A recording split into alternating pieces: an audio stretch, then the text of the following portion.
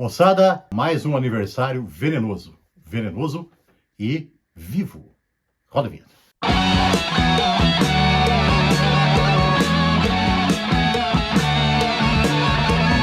Saudações pesadas, moçada, é o seu peso do dia chegando mais uma vez para colocar mais peso na sua vida. E como faço sempre no início aqui, né? Peço a você que ainda não fez a sua inscrição, que o faça lá para o canal continuar crescendo devagarinho aí, que a gente precisa que ele cresça um pouco mais, certo? Essa introdução é assim sempre, né? E ela vai continuar sendo assim, beleza, moçada? Bom, então vamos aqui ao que interessa hoje. Hoje, dia 14 de junho de 2025, 40 anos desta paulada que aparece aqui, ó. O segundo duplo ao vivo da história da grande banda Scorpions, o World Wide Live. Lançado, então, em 14 de junho de 1985, numa época que a banda estava em ponto de bala. Ó, eu falei que ele é o segundo, né? Porque teve um primeiro. Lá em 1978, o Tokyo Tapes, né? Gravado no Japão, um disco lindo, maravilhoso, moçada, mas que marcou, assim, vamos dizer, o final de uma primeira fase do Scorpions. O Tokyo Tapes, ele tinha músicas dos discos lançados até o disco de 77, o Taken by Force. E esse, World Wide Live, ele teve músicas lançadas a partir do Love Drive, de 1979.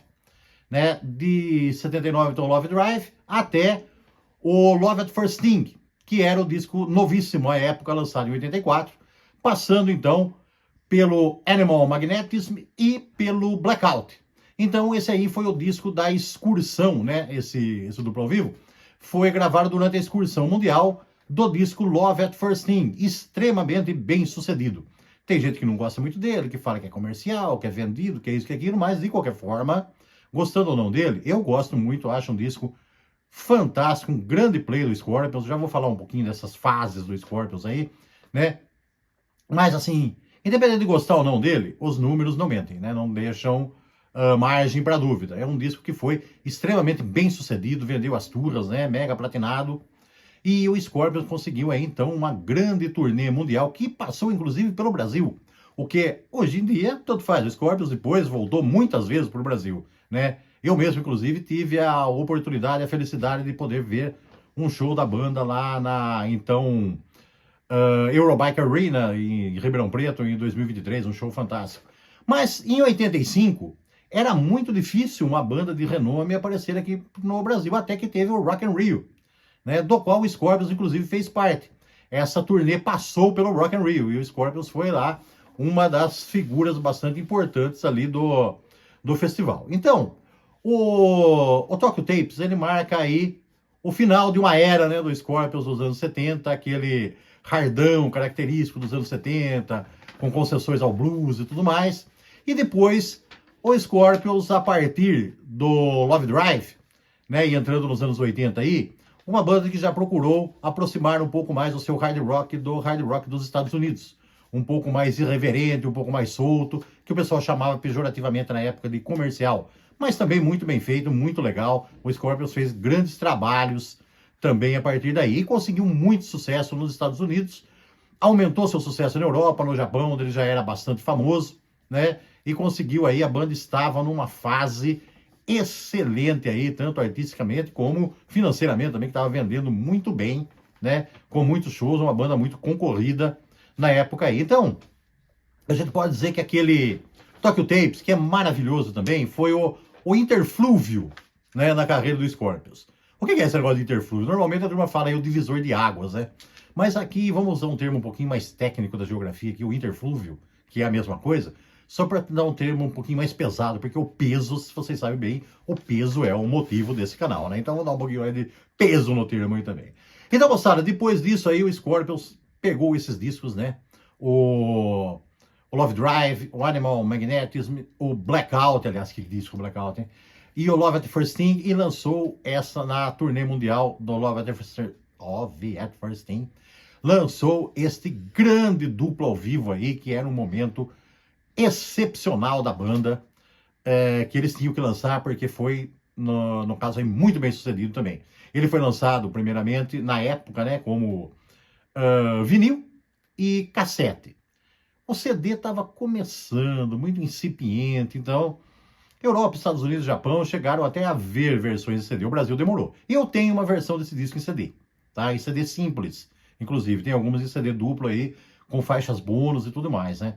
Mas essa configuração aí do duplo ao vivo coube num CD simples, que eu comprei depois na década de 90, final da década de 90 aí, início dos anos 2000 já, né? Mas, assim, ó, de qualquer forma, né, independente da configuração, nós vamos falar aqui de como saiu essa versão original desse álbum aí em 85, né, com as 19 faixas que fazem parte aí do duplo ao vivo. E, moçada, uma coisinha que eu ia falar também, que eu quero falar aqui, eu até vou fazer uma curtinha a respeito disso, tá? Porque, por falar em curtinha, sobre o Rock in Rio, que nós comentamos aqui da participação do Scorpions, tem um vídeo, não é em curtinha, essa aí não é curtinha, é um vídeo mais longo mesmo, um dos primeiros vídeos do canal, que fala do Rock in Rio e fala da participação do Scorpions e dos outros grandes nomes do rock clássico que participaram. Dá uma olhadinha lá, tá? Dá um pouquinho de audiência pros vídeos mais antigos do canal também, dá uma fuçada lá. Então, moçada, o Scorpions, nesse disco aí, ele estava então com uma formação que já vinha há bastante tempo junta. Inclusive, esses discos que fazem parte da onde o Scorpions tirou o repertório para esse duplo ao vivo. Então, relembrando, ó, o Love Drive, o Animal Magnetism, o Blackout, Love at First String. Esse Sting, Love at First Sting, tá? Isso aí, o nome desse disco. Cacete. Bom, esses 4 plays aí, o Scorpions gravou com essa mesma formação que gravou esse duplo ao vivo. Então era uma formação que estava muito bem entrosada, trabalhando já há muito tempo junta. Então aí havia entrosamento, coesão perfeitos aí, que fizeram, né, possibilitaram que a banda tivesse performances fantásticas aqui nesse play. E o que eu ia falar da curtinha? Eu vou fazer uma curtinha ainda explicando a diferença entre um disco ao vivo e um disco ao vivaço. E já vou adiantando para vocês. Esse aqui é um disco ao vivaço. O que é esse negócio de disco ao vivo e disco ao vivaço? É o seguinte, ó. O que é um disco ao vivo? É um disco gravado durante o show da banda, tá? A banda vai lá dar um show e grava os tapes do show e lança em disco. Então tá lá a banda tocando ao vivo, o público lá, tal, aquela interação, beleza e tal. Um disco ao vivo.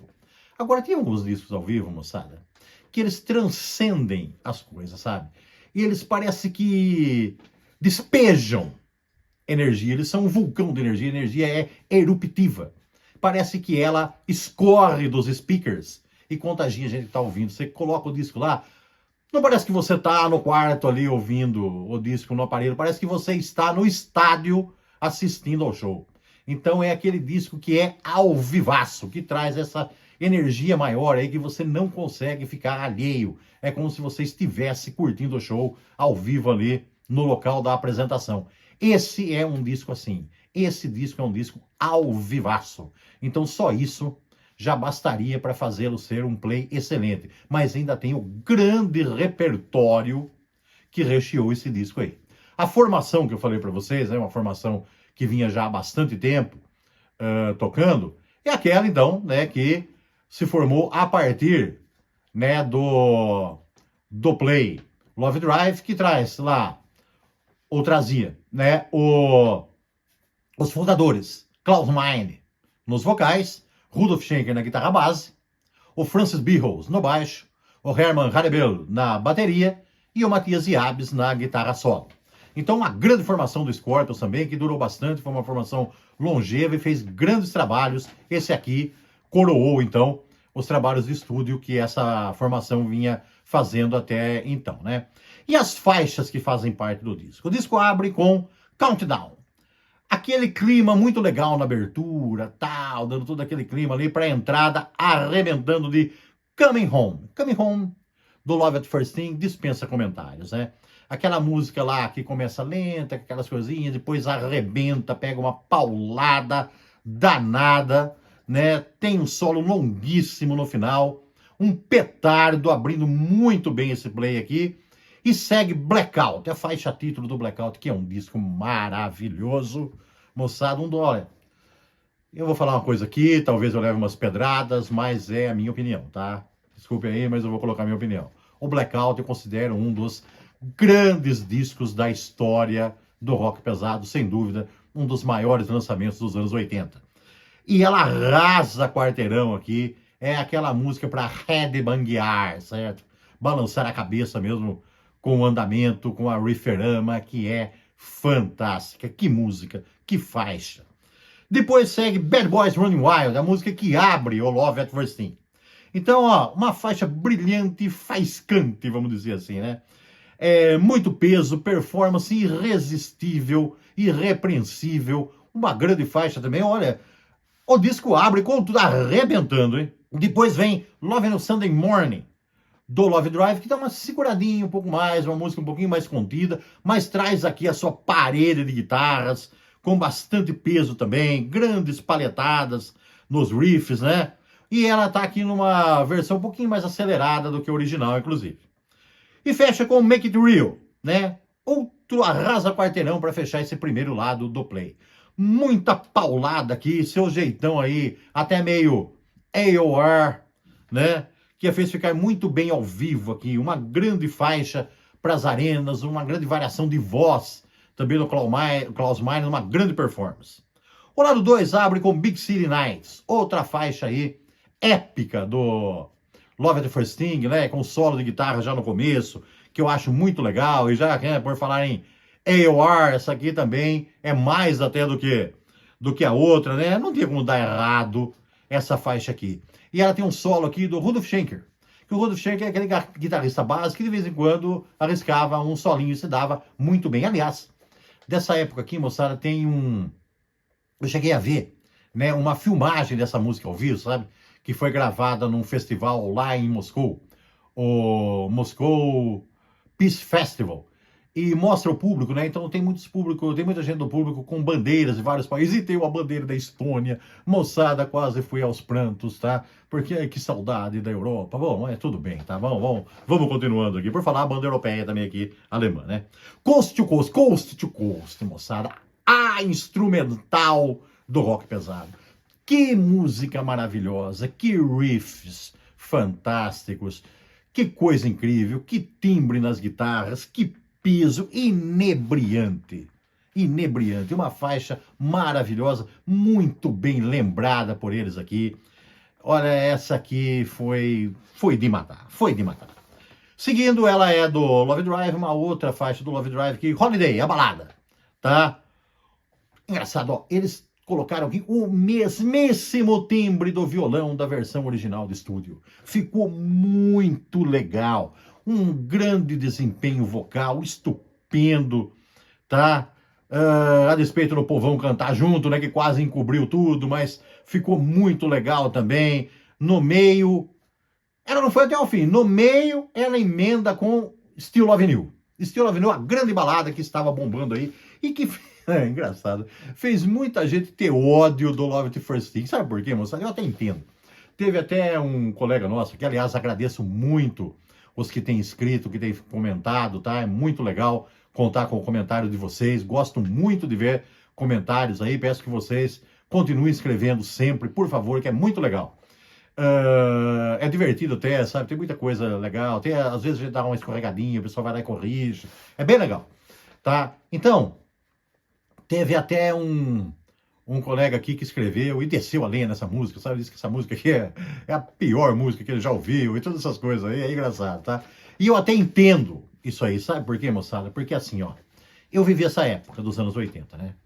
E assim, e tinha as FMs da vida, hoje eu nem ouço uma FM, nem sei se existe, mas tinha as FMs da vida que tocavam em todo lugar, e essa música aí, ela tocava 482 bilhões de vezes a cada segundo, todo dia nessa época aí. Enchia um pouco o saco, tá? Toda hora, era uma massificação demais. Então eu acho que teve gente que se encheu e acabou pegando raiva dela.